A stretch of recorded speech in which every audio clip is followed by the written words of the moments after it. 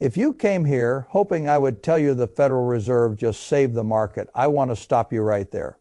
I have lived long enough in markets to know the difference between relief and repair. They are not the same thing. Relief is what you get when a central bank gives a tired market one more reason to keep believing. Repair is what you get when a system actually clears its bad habits, writes down its excess, accepts its pain, and starts building again on a sound foundation. What the Federal Reserve just did was not repair, it was relief. And when a country begins to mistake relief for repair, investors begin to mistake borrowed time for real wealth. That is when the expensive mistakes are made. I learned very early in life that markets do not usually destroy people all at once. They do it by making them comfortable at exactly the wrong moment. They let a generation believe that a certain pattern will always hold, that rates will always come back down, that liquidity will always return, that the biggest companies will always pull the index higher, that the bond market will always absorb the debt, that the dollar will always enjoy the privilege it earned in an earlier age, and that the Federal Reserve will always arrive in time to make bad positioning feel smart again. That is not analysis. That is dependency. And dependency is a dangerous thing in finance because it makes you feel diversified when you are only spread across different versions of the same bet. I started in this business in a world that forced you to respect arithmetic. When Paul Volcker took rates to levels that sound impossible to modern ears, he was not trying to be cruel. He was trying to restore the credibility of the currency. He understood something that has been forgotten by far too many people managing money today. A central bank is not there to make every investor comfortable.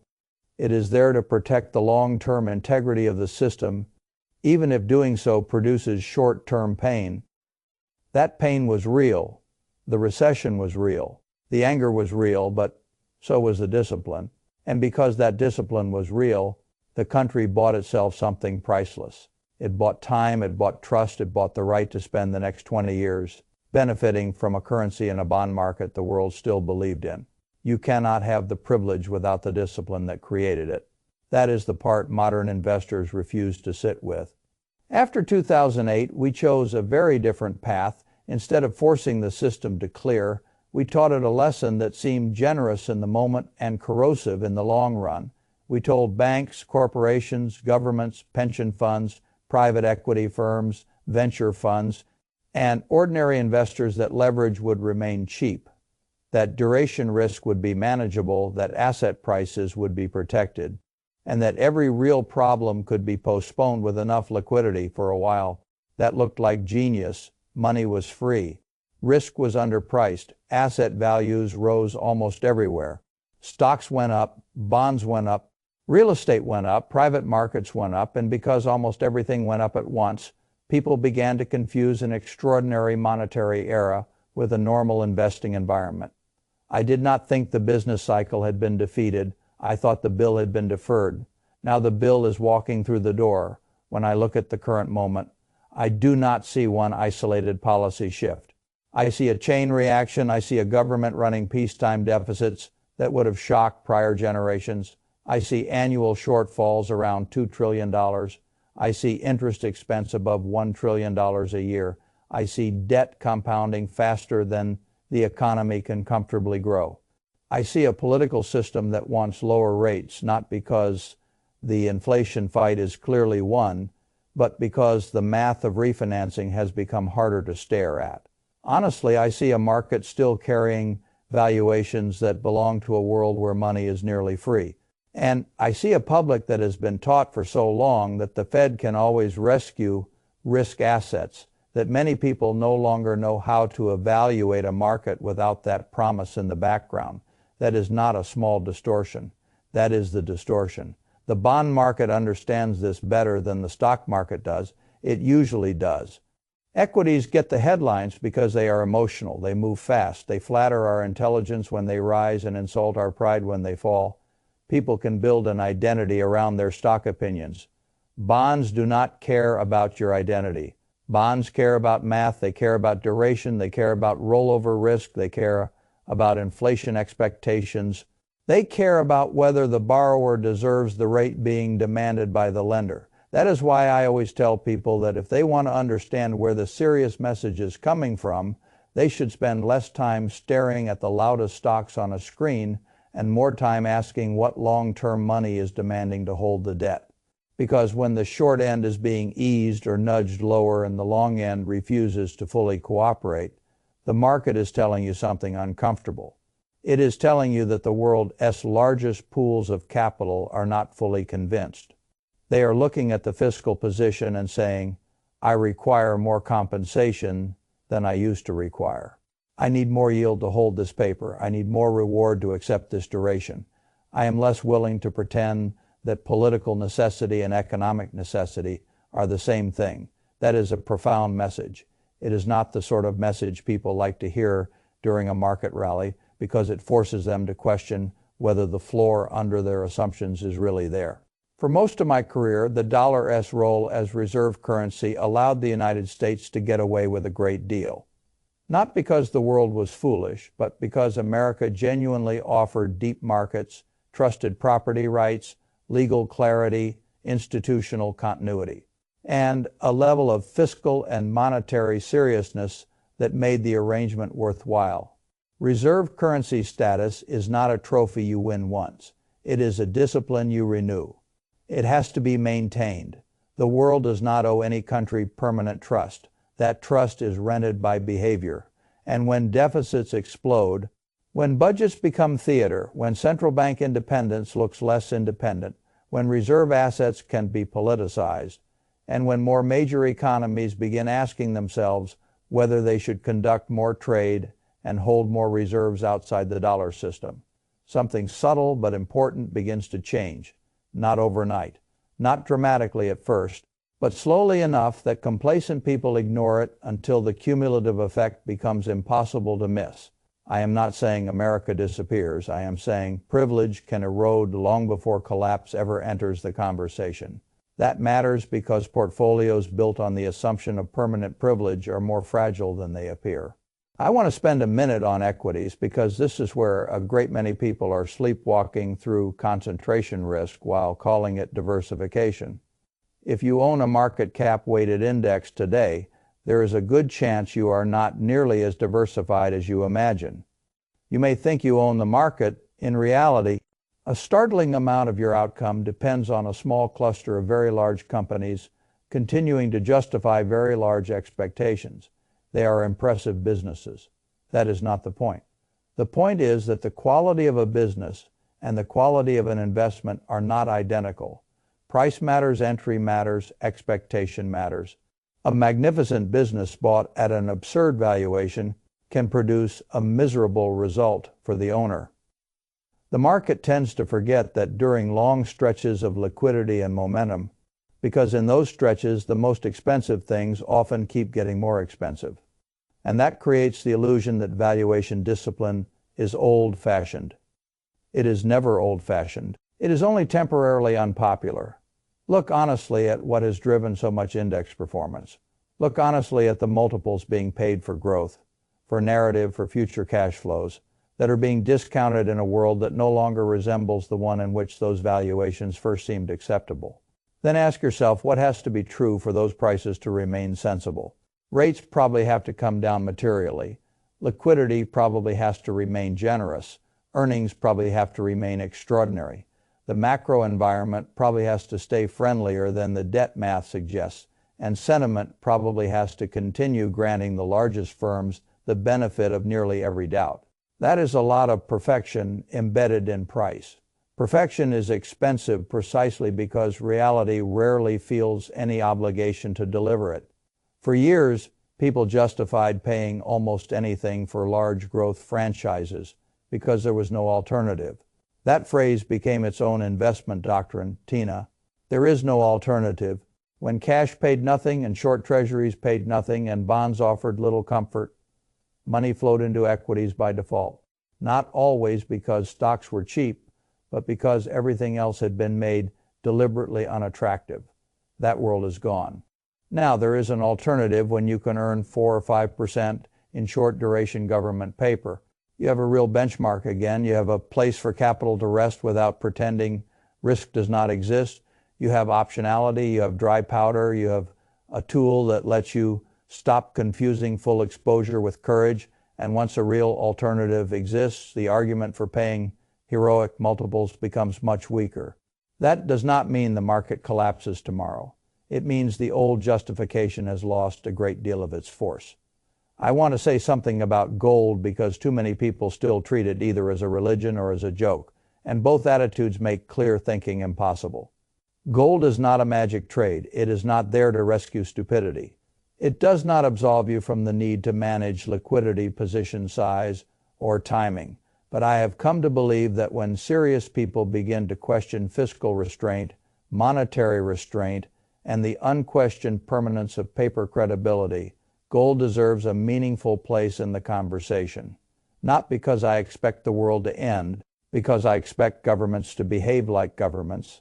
I expect politicians to choose the easier short-term path before they choose the harder long-term one. I expect central banks under enough pressure to reveal where their constraints really are. I expect debtors to prefer a softer currency to a harder reckoning. And I expect a metal that cannot be printed and does not report to anyone, as cabinet secretary, to retain value precisely when those preferences become more visible. Gold is not an act of paranoia in the right size. It is an act of realism. It is a recognition that every paper system eventually asks more of trust than trust was designed to bear. The geopolitical backdrop only reinforces that point. Once the world saw reserve assets frozen for political reasons, every nation outside the tightest circle of American alignment received the same message. If your savings live inside a system you do not control, those savings are not entirely yours. You do not have to agree with every policy decision to understand the incentive it creates. Countries respond to incentives. So do central banks. So do sovereign funds. So do families. Everyone learns from precedent. And once enough participants decide they would like at least part of their security outside the reach of another country, as political machinery, the flow begins. Slowly at first, then structurally. This is why I keep coming back to real assets, optionality, and honest stress testing. I do not have a crystal ball. I cannot tell you the week a correction begins, the month a narrative breaks, or the exact price at which a long-end yield spike becomes too politically painful to ignore. Anyone who claims that level of precision is either selling something or fooling himself. But uncertainty is not an excuse for passivity. It is a reason for preparation. I know the probabilities have shifted. I know the reward for blind complacency is worse than it was a few years ago. I know a portfolio built for zero rates is not automatically appropriate for an environment of stubborn debt, political pressure, expensive equities, and a more contested reserve system. When probabilities shift, you adjust. You do not wait for certainty. By the time certainty arrives, prices already move. That is one of the crueler truths in investing. The safest feeling usually appears near the most expensive entry. The most uncomfortable positioning usually happens when prudence is being mocked by momentum. I have lived through enough cycles to know that being early and being wrong feel similar for a while. That is why many intelligent people abandon a fundamentally sound conclusion just because the market refuses to validate it immediately. I have sympathy for that discomfort. I do not have respect for letting it run your discipline. The people who saw the housing bubble before 2008 but positioned too aggressively and too early suffered. That is true, but they were not wrong about the structure. The people who saw the excess and understood the leverage eventually had their vindication. Some of them built fortunes. Many of the people who mocked them were wiped out. The lesson is not that timing does not matter. Of course it matters. The lesson is that structure matters too. And structure is where conviction comes from when headlines and price action are still trying to seduce you back into a crowd. So let me tell you how I think about acting in an environment like this. First, I would get honest about what I actually own. Not the labels, not the marketing language, not what some glossy portfolio summary tells me I own. I would ask myself which risks really dominate the outcome if correlations tighten during stress. I would ask how much of my future is tied to long-duration assets. I would ask how much of my so-called diversification is actually concentration in 7 or 8 mega-cap names hidden inside broad index products. I would ask what happens if the long end stays high, if valuation multiples contract, if the dollar loses some of its old premium, and if the rescue function of the Fed arrives later and weaker than the market assumes. If those questions make you uncomfortable, good. They are supposed to. Second, I would reclaim optionality. Cash in an inflationary world feels unsatisfying. But optionality is not supposed to excite you. It is supposed to protect your ability to act. During moments of forced selling, optionality becomes a competitive advantage. When others must sell what they would prefer to hold, the investor with cash stops being a victim of conditions and becomes a chooser of prices. That is an enormous difference. Some of the best opportunities I have ever seen appeared when people with brilliant models and expensive credentials ran out of liquidity, not because the assets were worthless, because balance sheets and margin schedules are less patient than intrinsic value. Cash lets you wait. Cash lets you survive. Cash lets you buy what fear has mispriced. That is not laziness, it is preparation. Third, I would own some real assets, and I would know why I own them. Not everything, not recklessly, but enough to make sure my wealth is not entirely a claim on paper, promises from institutions currently being tested. That could mean gold. That could mean carefully selected energy exposure. That could mean other durable real assets priced with discipline. The exact mix depends on the person, the tax situation, the liabilities, the age, the temperament, and the opportunity set. There is no single answer for everyone, but there is one mistake common to almost everyone who gets hurt in these periods.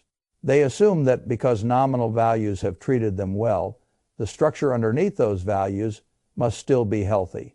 That is a dangerous assumption. Fourth, I would think in cycles, not quarters. One of the great modern investing diseases is the habit of evaluating a thesis on a 3-month scoreboard. That is how people end up selling the right idea simply because it was temporarily unpopular. If your view on risk can only survive until the next earnings season, you do not have an investment framework.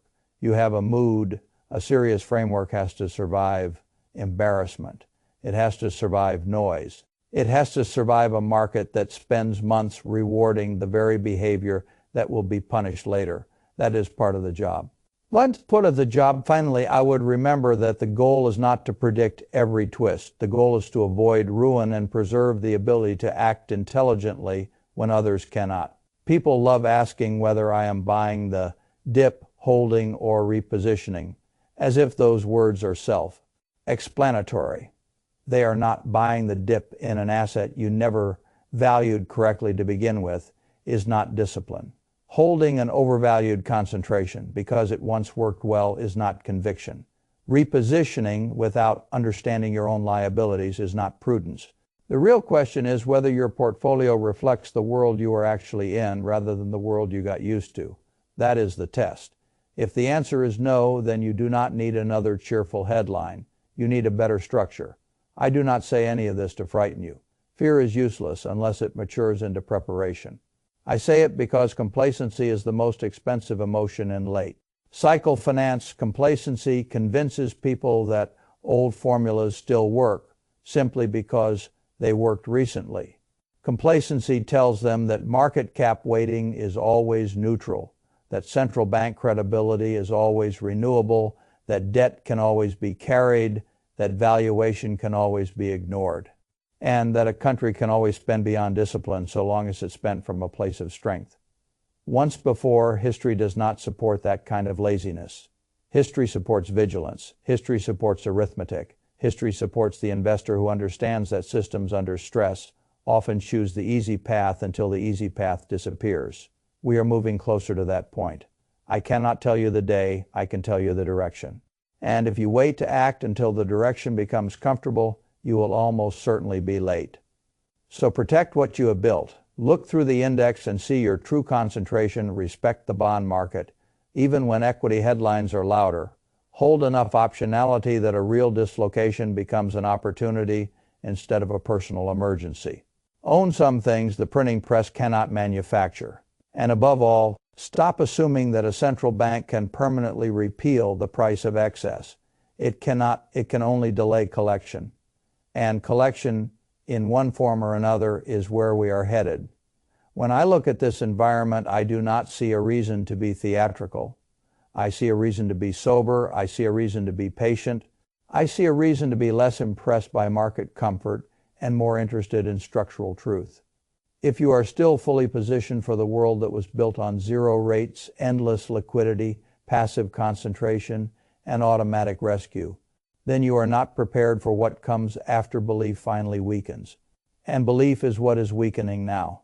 Not all at once, not loudly enough for everyone to notice, but enough for a serious investor to start moving before the crowd realizes the ground beneath it is no longer as firm as it imagined. That is how I would think about it.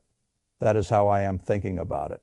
And if I were sitting across the table from you with your life savings on the line, I would tell you one last thing. Do not ask whether the next 6 months will be easy. Ask whether your portfolio can survive a world in which long rates stay high. Concentration unwinds, the dollar loses some trust, and the Fed proves less omnipotent than the market had hoped. If the answer is no, then you do not have an investment plan. You have a prayer, and prayer is not an asset class.